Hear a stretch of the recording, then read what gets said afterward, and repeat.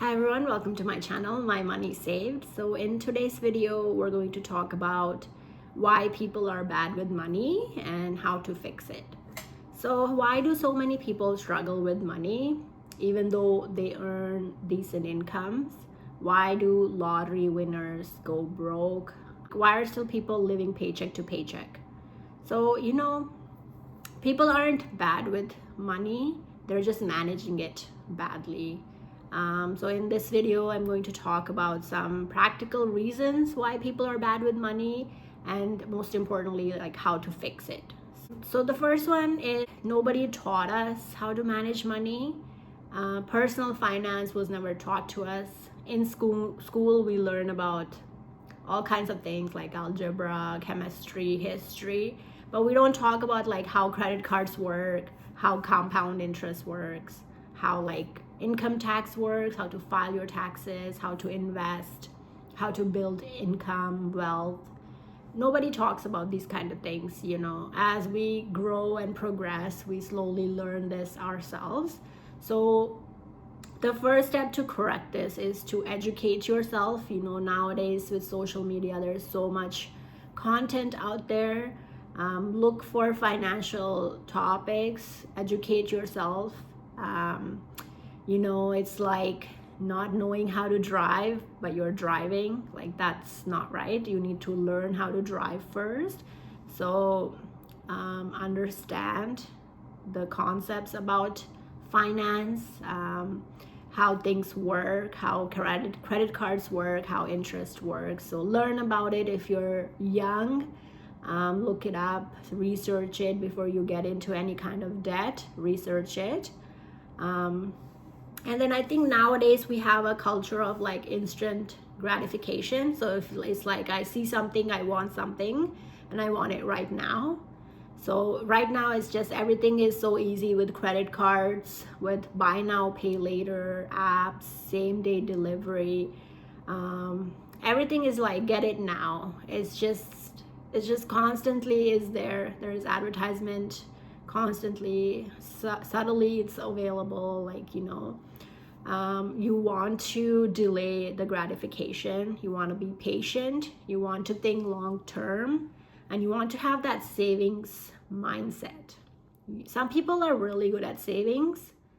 Some people just innately want to save money, but some people, it's the opposite. Like, they don't think about savings. Savings is the last thing they want to do. They want to live in today. But you want to think about future. Like, you want to change that mindset. Like, understanding that that's who I am. I'm not a saver. I'm not thinking about savings. I'm not thinking about long term. Understanding that and changing that mindset is the first step. Just understand that what you're doing today, the changes you're making today, you'll see the growth of that in the future. You'll see the effects of that in the future. If you save today, you'll see it multiply in the future. Like, even for me, I'm 37. I wish I had invested early on, like in my 20s. I would have seen a big growth today in my 30s. Like 15 years later, I would have seen a big growth. But I have slowly recently learned to invest and save, and that's why I'm like educating you guys to start today to see the benefits of it tomorrow. And yeah, just like the social media pressure, you see luxury things everywhere, luxury houses, luxury cars, luxury things. Everyone is sharing everything. So your brain is thinking like, oh, I want a piece of that. Like, I'm not there. I want it too. So it just like becomes part of your subconscious, and you're trying to work towards getting that luxury item. But you don't see the debt, the credit card payments, the financial stress that people are going through to get that. You don't want to be that person. You don't want to deal with debt. You want to have savings. You don't want debt. Like, once you have savings, then only you can achieve. But like, even if that, you don't want to achieve things on credit. Like, you want to be able to pay fully. You want to be able to afford that truly. Don't buy things that you don't have money in the bank for. And you don't want to impress people. Like, who are they? You want to impress yourself with the savings that you have. At the end of the day, money talks. If you have money, you can get things done. Lifestyle inflation, this is a dangerous one. If you get a raise at work, if your income goes up, please don't upgrade things in your life. Please don't add an extra bill. Please don't buy that new fancy car, move to a bigger, nicer house, eat out constantly. That will make you broke. Like, that's called lifestyle inflation. That means, like, the more money you have, the more expenses will grow as well, and that leads to no savings. So the extra income that you have should be put into savings. It should not be put to extra spending. And then also, like, know about yourself. Like, first you need to be aware of your mental health and your mindset, your money mindset. What do you do when you get stressed? Do you go spending? Do you go shopping in the mall? Do you spend money? Do you need to have a my day, me day, and you pamper yourself? Like, what do you do when you're emotional? Think about the emotional aspect of spending.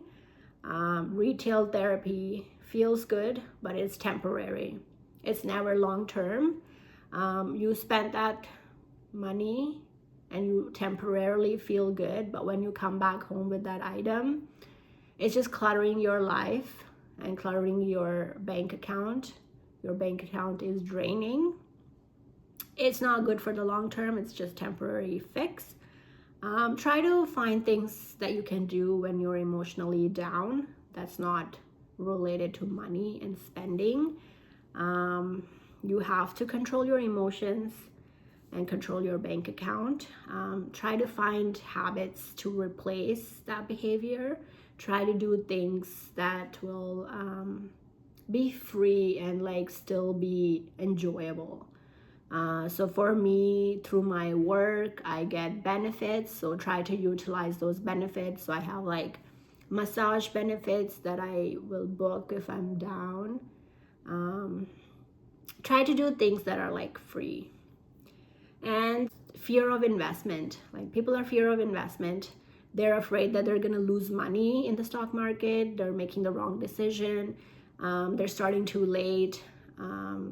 So they do nothing. Like, they don't invest. They think, oh, it's too risky. But the power of compounding interest and the power of investing today, you'll see the results down the road. Like, during COVID, stock prices were going down and stock prices were so low, record low. But 5 years later, all the markets, all the stocks jumped, doubled even. So, you'll see the results, like the effects of investing today 5 years down the road. It's not quick. You don't want to be in the stock market every day checking the stock price. That's setting you up for failure. You want to invest when the market is low and reap the benefits when it's high. And yeah, just like, access to credit cards and debt has become so easily available. You don't want to chase credit.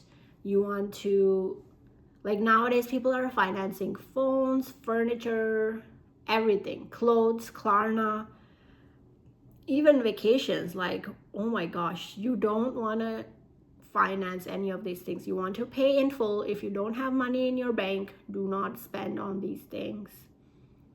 Do not be in a credit card debt or bad debts. Think about the long term. Like, don't even think about 10 years from now. Long term, I mean, like, this weekend, this month. Like, how much are your bills? How much is your savings goal? Track it. Know how much you want to spend. Maybe you can have some discretionary spending set aside that doesn't interfere with your savings goal. So if you want to save like 500 and you end up having 700, maybe you can have that discretionary amount that you can spend without feeling guilty.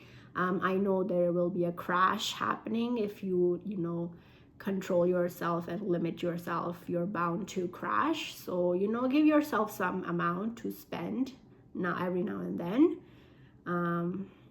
And please don't get stressed about finances. The end goal is to not be stressed about money. The end goal is for you to save and forget about it, and for the money to work for you. So just, track your money. Like you cannot, you have to have a good mindset, and you need to track your money.